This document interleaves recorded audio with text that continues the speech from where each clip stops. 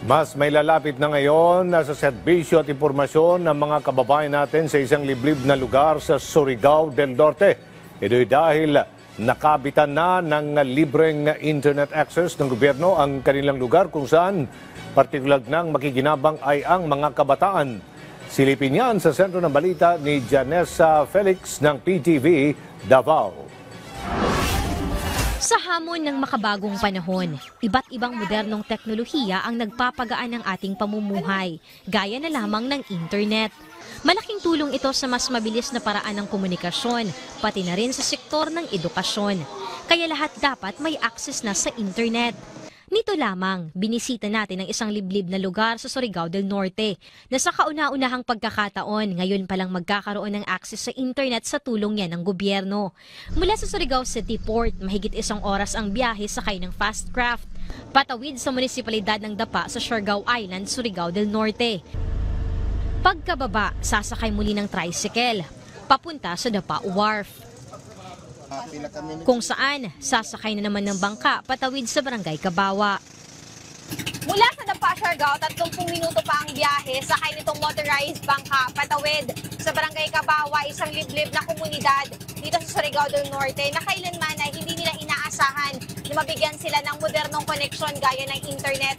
Bagay na libreng inihandog sa kanila ng gobyerno na ngayon ay unti-unti nang nakakatulong sa unti-unting pag-unlad ng komunidad. Ito lamang ang nag-iisang transportasyon papunta sa Barangay Cabawa. Kapag masama ang panahon, hindi nakakatawid ang mga taga roon. Kaya ang mga guro na hindi tubong Cabawa ay umaarkila ng kwarto at umuwi lamang tuwing weekend o kung may kailangang i-download ng mga educational materials. Gaya ni Teacher Shaila Murcia, guro ng kinder at grade 1 sa Cabawa Elementary School.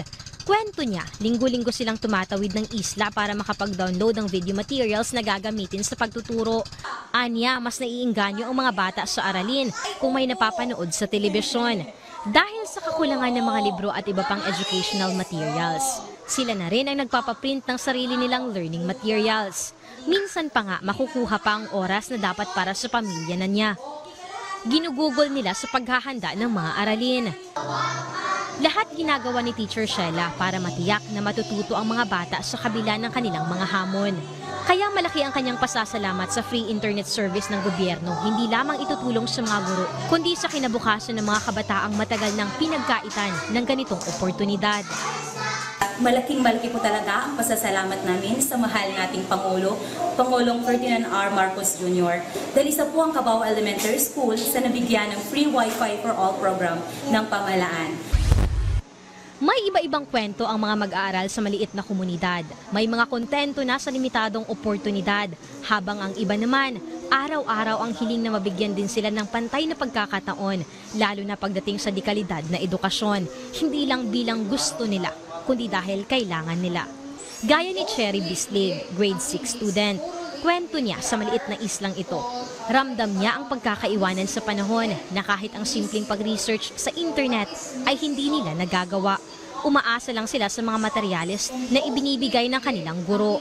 High school na siya sa susunod na pasukan, kaya nakakaramdam siya ng kaba dahil hindi pa siya nakakagamit ng internet. Pero ngayon, mas lalo na siyang magpupursige na maging top student sa klase para handa siya sa sekundaryang pag-aaral. Hindi kayang sukatin ang kanyang tuwa sa oportunidad na libreng internet. Mas determinado na siya ngayon na mag-aral para makatulong sa kanyang mga magulang.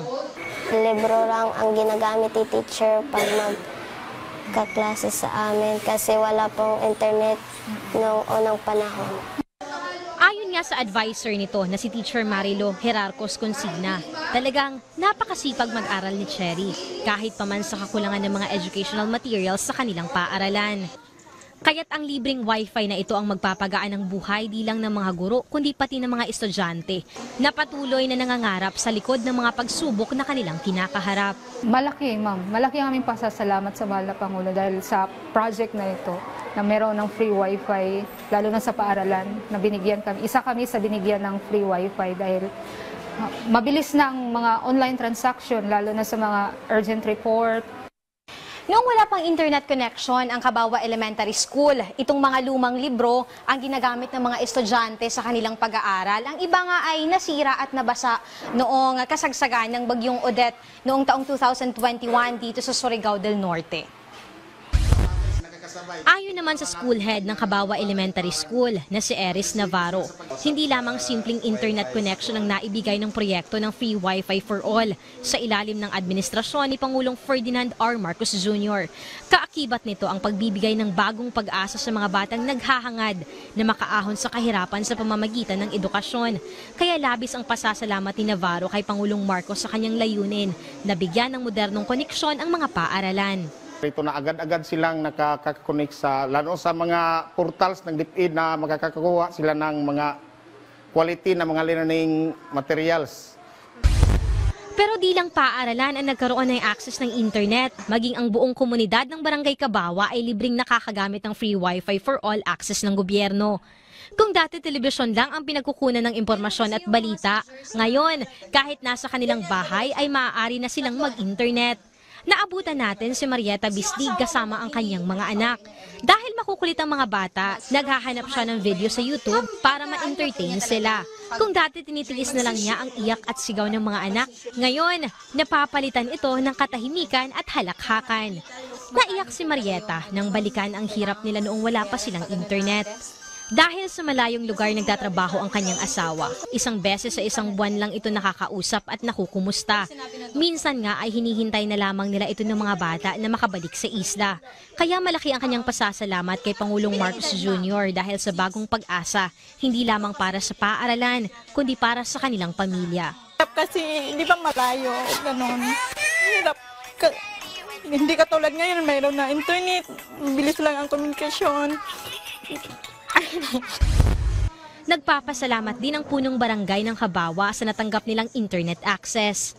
Malaking tulong ito, malaking pasasalamat namin na sa throughout Philippines and throughout Mindanao, isa kami na napili na nabigyan ng DICT.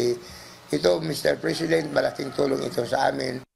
Puno ng pag-asa ang mga taga-Kabawa. Naniniwala sila na ang internet sa kanilang paaralan ay simula pa lamang na mas marami pang positibong pagbabago sa kanilang komunidad. At para sa mga batang mag-aaral ng Kabawa Elementary School, instrumento ang free internet ng pagbibigay ng pag-asa. Pag-asa na magbibigay daan sa pag-abot ng kanilang pangarap. Janessa Felix para sa Pambansang TV sa Bagong Pilipinas.